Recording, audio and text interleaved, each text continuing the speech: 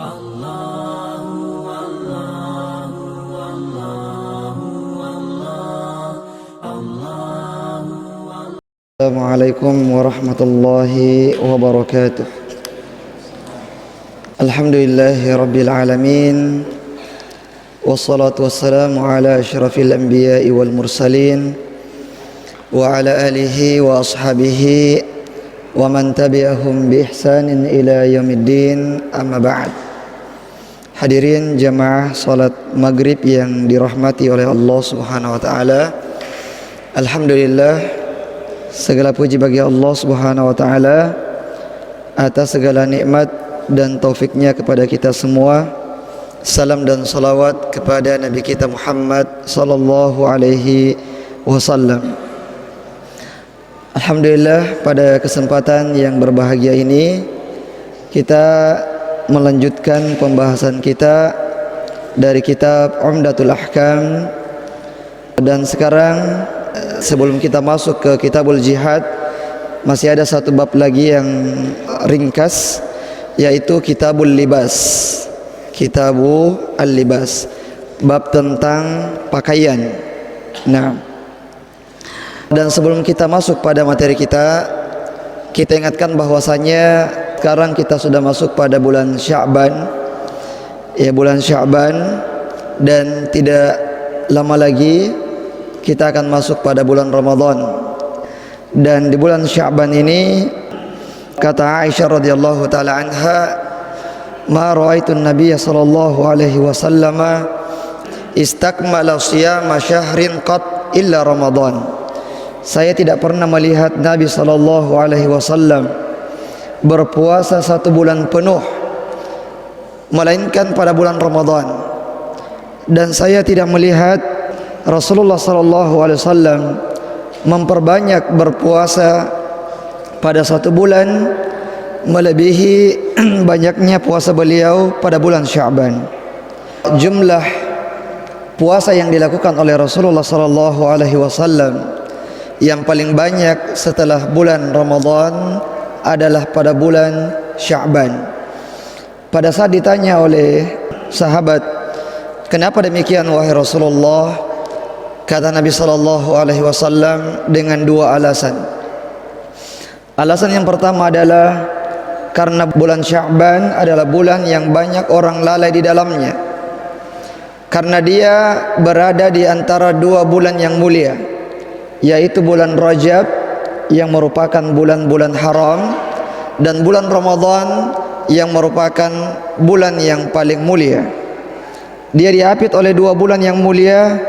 Orang berijtihad beribadah pada bulan Rajab dan berijtihad beribadah pada bulan Ramadan, akan tetapi pada bulan Sya'ban yang mereka biasa-biasa saja, tidak ada hal yang istimewa di bulan Sya'ban. Maka Rasulullah sallallahu alaihi wasallam menghidupkan, ya, bulan Sya'ban tersebut dengan memperbanyak berpuasa di dalamnya. Dan ini juga adalah isyarat dari Nabi sallallahu alaihi wasallam kepada kita semua untuk selalu berusaha menghidupkan waktu-waktu atau kesempatan-kesempatan di mana banyak orang lalai di dalamnya.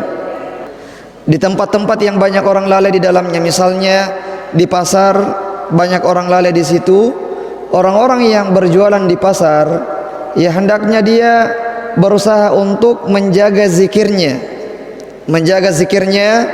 supaya itu menjaga dirinya dan juga supaya orang-orang mengikutinya, yang menghidupkan tempat-tempat yang banyak orang lalai di dalamnya dengan ibadah kepada Allah Subhanahu wa taala. Alasan yang kedua adalah, kata Rasulullah, karena bulan Sya'ban adalah bulan di mana amalan-amalan diangkat. Amalan-amalan kita akan diangkat ke langit, dan Rasulullah sallallahu alaihi wasallam suka kalau amalannya diangkat pada saat beliau sedang berpuasa. Amalan-amalan kita diangkat, ada pekanan, ada juga tahunan. Kalau pekanan setiap hari Kamis, amalan-amalan kita diangkat, dan pada hari itu juga Rasulullah sallallahu alaihi wasallam sedang berpuasa. Dan juga pada bulan Sya'ban amalan-amalan kita diangkat, dan Rasulullah sallallahu alaihi wasallam juga suka untuk berpuasa pada bulan tersebut. Nah, dan terutama paling minimal adalah kita menjaga puasa Senin Kamis, dan terkhusus lagi pada bulan Sya'ban ini, besok adalah hari Senin, ya kita berusaha untuk bisa memulai dengan berpuasa Senin Kamis di bulan Sya'ban ini.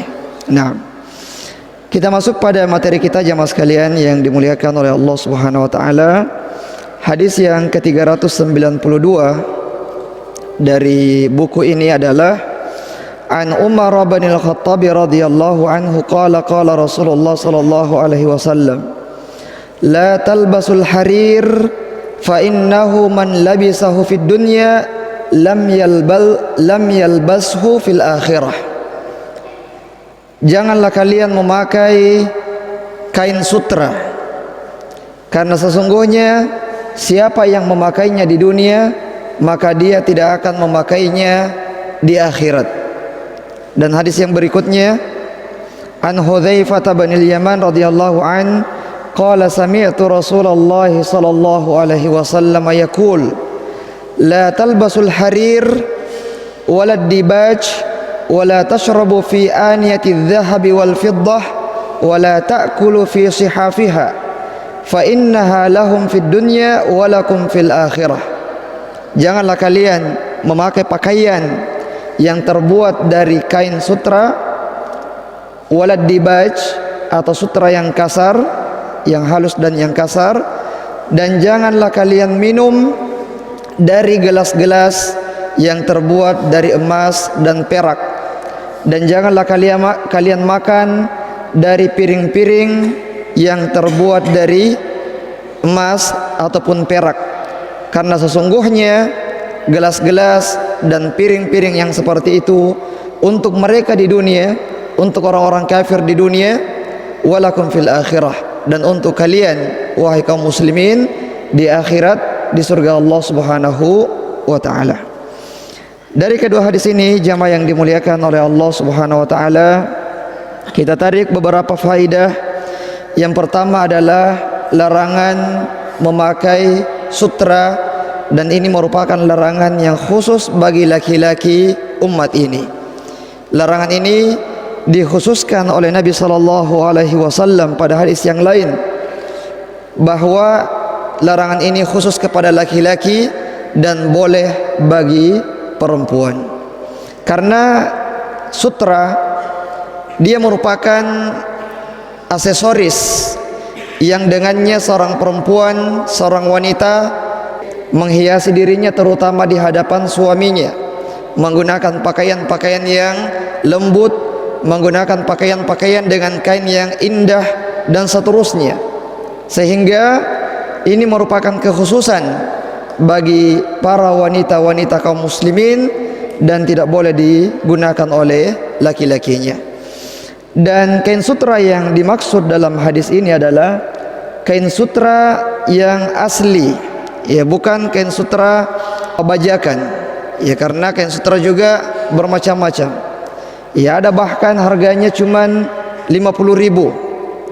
Kain sutra yang dimaksud di sini adalah sebagaimana perkataan Syekh Muhammad bin Shalih Al-Utsaimin, al-muradu bil harir huna al-harirut tabi'i duna shina'i.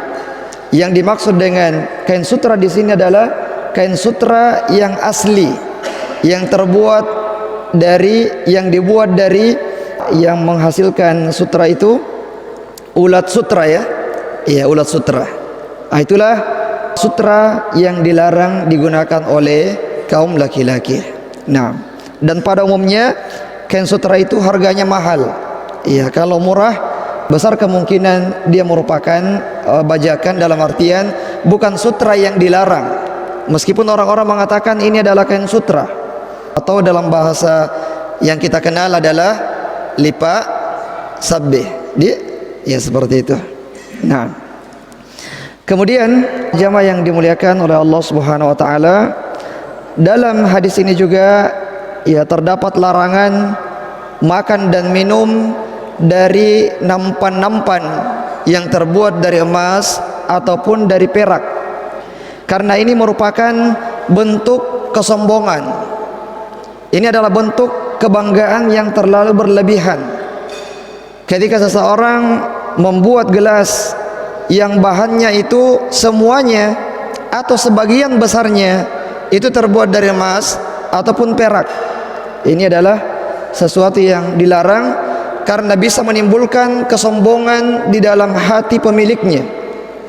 Dan ini juga kata Nabi SAW, itu kekhususan bagi orang-orang kafir, silahkan bagi mereka, tapi nanti di akhirat ini merupakan kekhususan bagi orang-orang beriman, bagi orang-orang muslim, di mana dia dalam surga Allah Subhanahu wa taala, yaitu rumahnya, pakaiannya, kemudian gelasnya, piringnya itu dari bahan-bahan yang luar biasa istimewanya. Bahkan kerikil-kerikilnya dari intan dan permata, dari emas, dari berlian dan seterusnya.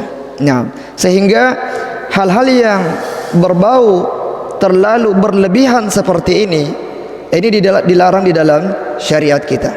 Bahkan ada yang sampai bukan saja gelasnya yang terbuat dari emas, ada yang sampai makanannya itu dicampurkan dengan emas yang sudah dilelehkan. Ya, ada beberapa restoran, ya terutama di negeri-negeri yang maju, ya salah satu menunya itu adalah menu yang ada campuran emasnya dengan harga yang sangat mahal, puluhan juta, ratusan juta. Ini merupakan sesuatu yang terlarang. Kalau misalnya menggunakan piring yang terbuat dari emas perak dilarang, apalagi memakan emas. Dan ini adalah tabdzir, pemborosan yang luar biasa. Tapi kadang-kadang orang ada yang masuk di restoran yang seperti itu, ya sebagai bentuk kebanggaan, ya untuk dipublikasikan agar berbangga-bangga di hadapan orang lain. Nah, kemudian jamaah yang dimuliakan oleh Allah Subhanahu wa taala, ini juga dari hadis ini juga ada sebuah kaidah fikhiyah yang disebutkan oleh ulama kita yang mengatakan man ista'jala syai'an qabla awanihi uqiba bihirmani. Barang siapa yang terburu-buru untuk mendapatkan sesuatu sebelum waktunya, maka dia akan dihukum dengan tidak mendapatkan apa yang dia inginkan tersebut. Sebagaimana dalam hadis ini, kaum muslimin yang akan dimuliakan oleh Allah Subhanahu wa taala dengan piring-piring dan gelas-gelas yang terbuat dari emas dan perak di surga nanti. Tapi siapa yang sudah menggunakannya di dunia, maka khawatir dia tidak akan menggunakannya lagi nanti di akhirat. Laki-laki yang menggunakan sutra di dunia, maka dia tidak akan lagi menggunakan sutra di akhirat, karena dia setelah mengambil sesuatu sebelum waktunya, sebelum diizinkan oleh Allah Subhanahu wa taala. Begitu pula dengan masalah warisan misalnya, ulama kita memberikan contoh seorang anak atau ahli waris yang membunuh misalnya orang tuanya, maka dia tidak akan mendapatkan bagian dari warisan tersebut.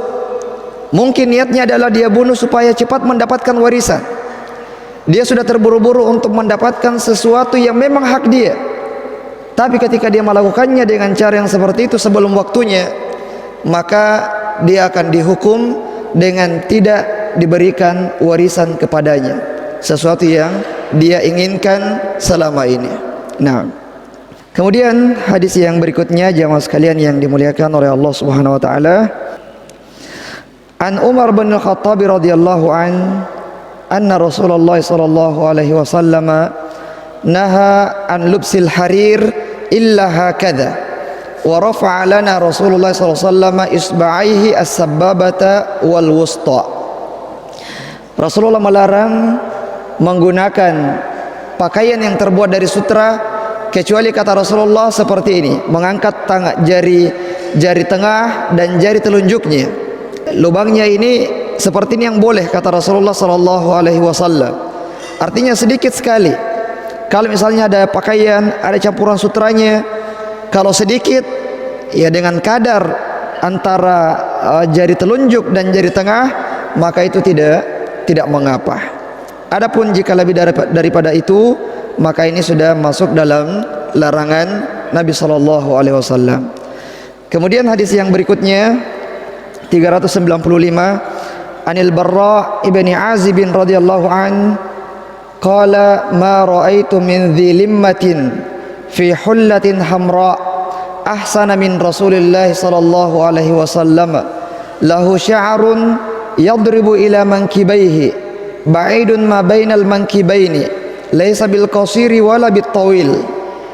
Dari Barra bin Azib radhiyallahu an, dia mengatakan bahwasanya saya melihat atau saya belum pernah melihat orang yang panjang rambutnya dan rapi, yang menggunakan pakaian yang berwarna merah yang lebih baik daripada Nabi sallallahu alaihi wasallam. Dia mengatakan saya belum pernah melihat orang yang panjang rambutnya dan rapi yang mengenakan pakaian yang berwarna merah yang lebih baik daripada Nabi sallallahu alaihi wasallam. Rambutnya itu sampai di pundaknya. Rambut Nabi SAW sampai di kedua pundaknya, dan pundaknya itu lebar bidang dadanya. Rasulullah tidak pendek dan juga tidak tinggi. Ya, ini diantara sifat fisik Nabi sallallahu alaihi wasallam. Jamaah yang dimuliakan oleh Allah Subhanahu wa taala, dari hadis ini faedah yang kita ambil adalah tentang bolehnya mengenakan pakaian yang berwarna merah. Karena ada juga hadis dari Nabi SAW yang menyebutkan nahaitu anis thawbil ahmar, saya melarang kalian untuk mengenakan pakaian yang berwarna merah. Namun dalam hadis ini disebutkan bahwasanya Rasulullah SAW mengenakan pakaian yang berwarna merah. Nah, para ulama pada saat menggabungkan kedua hadis ini, larangan mengenakan pakaian berwarna merah dan Rasulullah sendiri mengenakan pakaian berwarna merah, mereka mengatakan bahwasanya pakaian berwarna merah yang dibolehkan oleh Nabi SAW adalah pakaian berwarna merah yang ada campurannya dengan warna yang lain. Pakaian berwarna merah yang ada campurannya dengan warna yang lain, meskipun campurannya sedikit. Karena kedua hadis ini adalah hadis yang sahih, larangan mengenakan pakaian berwarna merah dan Rasulullah mengenakan pakaian berwarna merah. Maka para sahabat pun atau para ulama memberikan kesimpulan bahwasanya menggabungkan kedua hadis tersebut, Rasulullah mengenakan pakaian berwarna merah yang bercorak, yang memiliki campuran warna yang lain. Kemudian dari hadis ini juga menjelaskan kepada kita tentang bagaimana sifat rambut Nabi sallallahu alaihi wasallam, yaitu rambut Rasulullah panjang sampai di pundaknya. Dan ini termasuk perbuatan-perbuatan yang Rasulullah lakukan sebagai adat kebiasaan beliau. Ada perbuatan beliau yang memang sifatnya sunnah diikuti ibadah, sesuatu yang diperintahkan oleh Nabi sallallahu alaihi wasallam. Ada juga af'al, perbuatan-perbuatan Nabi yang beliau lakukan yang merupakan kebiasaan Rasulullah. Yang seperti ini contohnya adalah masalah rambut tersebut. Nah, masalah rambut tersebut, masalah yang seperti ini, orang yang memanjangkan rambutnya sampai di pundaknya dengan niat mau mencontoh Nabi SAW, maka ini adalah sebuah kebaikan dan dia akan dapat pahala dengan hal tersebut. Namun demikian, kita tidak mengkategorikan ini sebagai sunnah ibadah karena dia merupakan perbuatan Nabi SAW yang beliau lakukan sebagai kebiasaan beliau, Sallallahu Alaihi Wasallam. Kenapa demikian? Karena pernah juga ada sahabat yang ditegur oleh Nabi SAW ketika rambutnya panjang. Ya, dia ditegur oleh Nabi SAW ketika rambutnya panjang, yang menunjukkan bahwasanya ini juga dikembalikan kepada orangnya, bagaimana keadaan orang tersebut. Adapun Nabi SAW rambutnya panjang dan rapi. Adapun ketika ada orang yang memanjangkan rambutnya mau mengikuti Nabi, tapi tidak bisa merawat rambutnya, tidak rapi, acak-acakan, berantakan, bau dan seterusnya, maka ini tidak mengikuti Nabi secara keseluruhan, tapi mengikuti Nabi sebagian dan meninggalkan sebagian. Kalau Rasulullah itu panjang rambutnya dan juga rapi. Bahkan sahabat ini mengatakan, saya belum pernah melihat orang yang panjang rambutnya mengenakan pakaian berwarna merah yang lebih baik dari Nabi sallallahu alaihi wasallam. Nah, kemudian jamaah yang dimuliakan oleh Allah Subhanahu wa taala, ya tentang masalah rambut, ya karena kita bahas di sini masalah rambut, ada larangan potongan rambut. Ya, ada jenis potongan rambut yang dilarang oleh Nabi sallallahu alaihi wasallam, yaitu al-qaza. Kata Rasulullah, naha Rasulullah sallallahu alaihi wasallam anil qaza. Kata sahabat, Rasulullah melarang dari qaza. Apa itu qaza? Qaza itu ya mencukur sebagian rambut dan meninggalkan sebagian. Dan ini banyak ya. Di samping sini pendek, semuanya pendek sekali. Kemudian di bagian tengah itu panjang. Ini qaza namanya. Di bagian pinggir sini dipendekkan atau dicukur sampai habis, dan disimpan di tengahnya, ya tidak dicukur sampai ke belakang.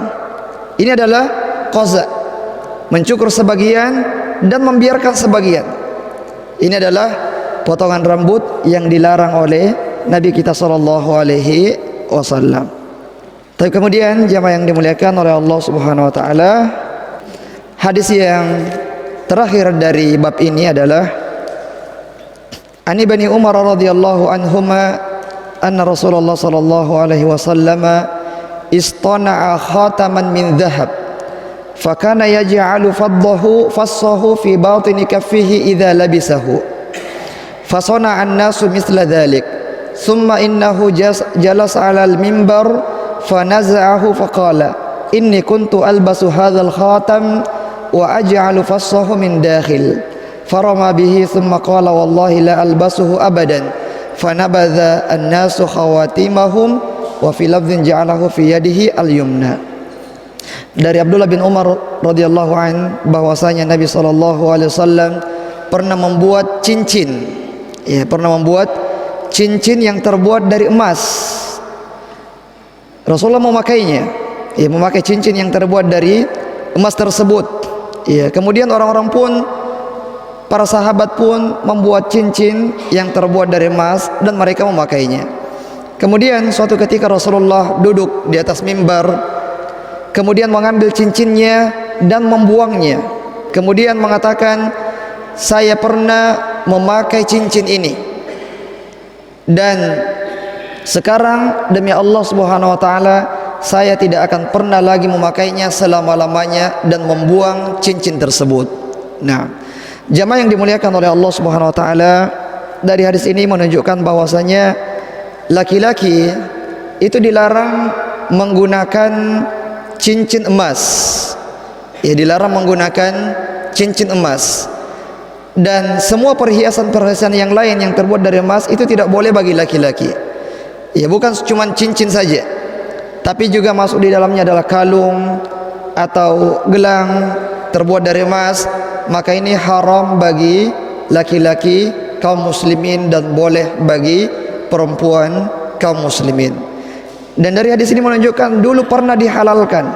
Dulu pernah Nabi mengenakan cincin yang terbuat dari emas. Ya pernah. Tapi ini sudah mansukh, sudah dihapus hukumnya, dan yang hukum yang berlaku adalah larangan memakai cincin emas bagi laki-laki. Kemudian jemaah yang dimuliakan oleh Allah Subhanahu wa taala, dari hadis ini juga menunjukkan bagaimana semangat para sahabat itu mengikuti Nabi sallallahu alaihi wasallam. Rasulullah membuat cincin emas, mereka juga buat cincin emas.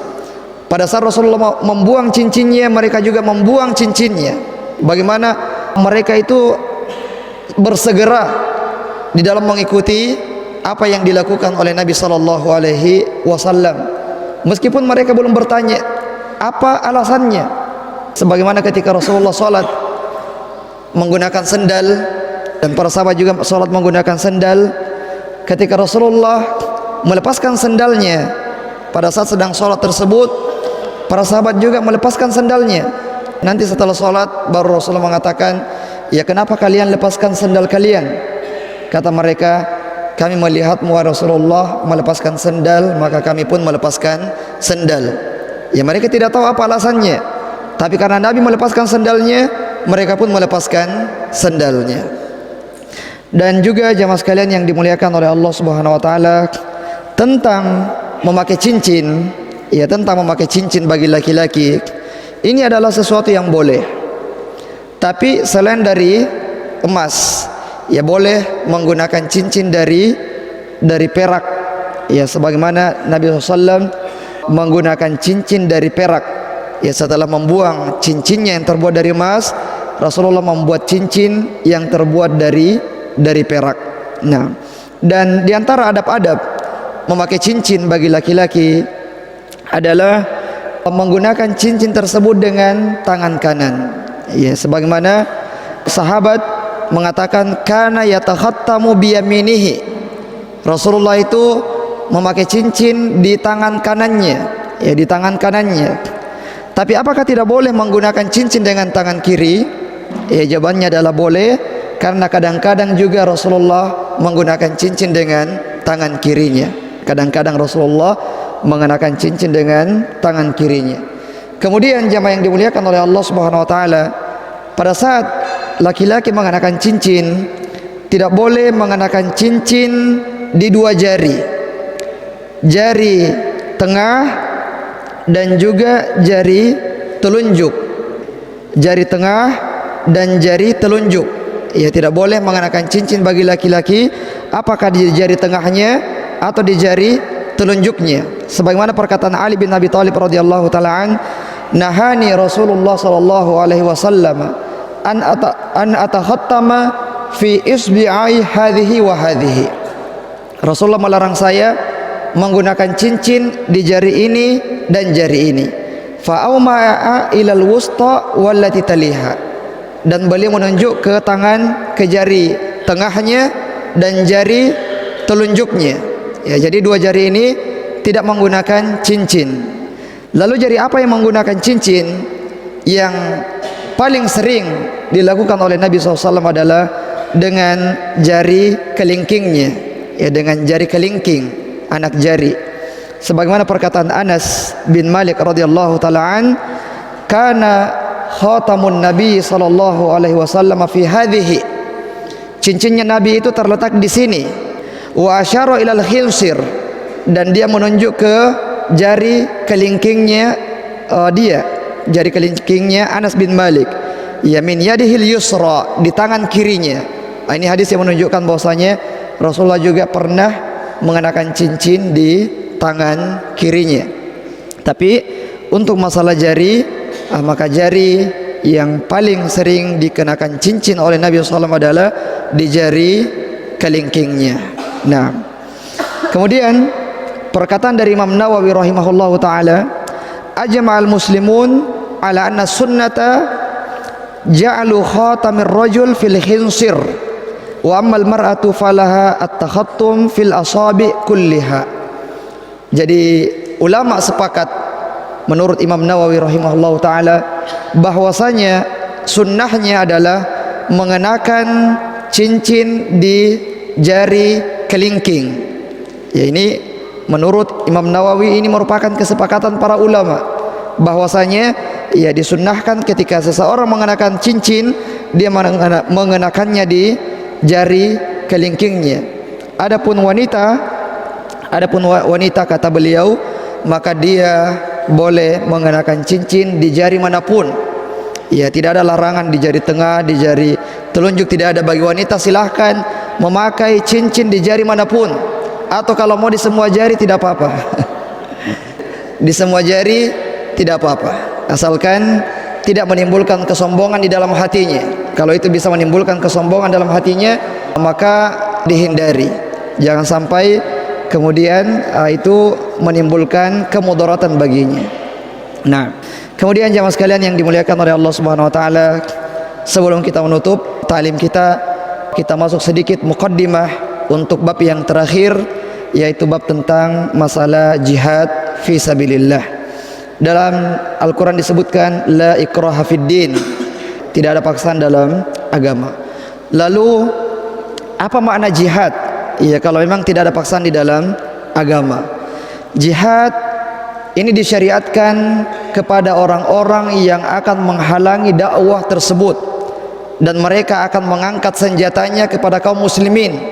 Mereka inilah yang diperangi oleh kaum muslimin, yang akan menjadi penghalang bagi kaum muslimin untuk menyampaikan dakwah di masyarakat tersebut. Sehingga orang-orang yang tidak mengangkat senjatanya maka tidak perlu diperangi. Sebagai contoh yang paling besar adalah negeri kita ini, Indonesia. Islam masuk ke Indonesia itu bukan dengan jihad fisabilillah, tapi hanya sekedar dakwah. Ya, dakwah, dan diterima dakwahnya, kemudian menyebar ke seluruh Nusantara, dan tidak pernah kaum muslimin ya berjihad membawa Islam ini ke Nusantara dengan mengangkat pedang, ya, tapi dengan dakwah bil hikmah.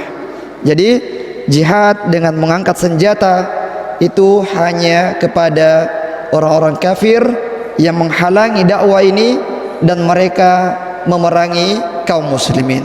Nah, ini mukadimah kita, insyaallah akan kita bahas pada pertemuan yang akan datang. Taib. Saya kira demikian. Kita tutup dengan doa kafaratul majlis. Subhanakallahumma bihamdik, asyhadu an la ilaha illa anta astaghfiruka wa atubu ilaik. Wassalamualaikum warahmatullahi wabarakatuh.